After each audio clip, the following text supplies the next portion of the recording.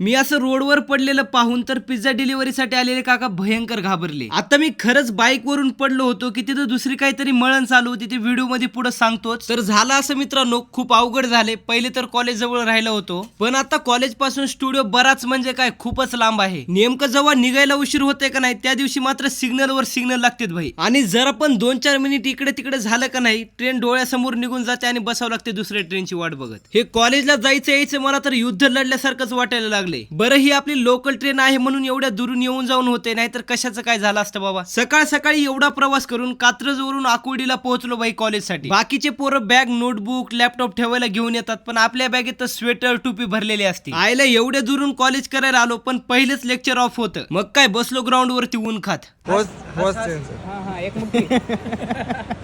हाताच गाडी कर.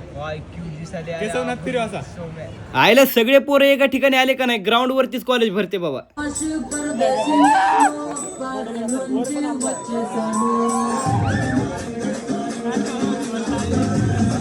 दिवसभर अशा पद्धतीने कॉलेज करून पुण्याच्या ट्रॅफिक मधून रस्ता काढत आपल्या फ्लॅट वरती पोहोचलो. रात्रीचा बाहेर एक शूट करायचा होता, त्यामुळे सगळी गँग जमा झाली. आता शूट असा होता, गाडीवरून पडलेलं दाखवायचं होतं, पण पोरं लाजायला लागले. म्हणलं भाई मी पडतो, कारण आपल्याला कोणत्या गोष्टीची लाज वाटत नाही. या काकाला वाटलं खरंच पडला की काय, ते गाडी लावून उचलायला आले होते. भारी वाटलं राव, त्यांना थँक्यू म्हणून त्यांचे मनापासून आभार मानले.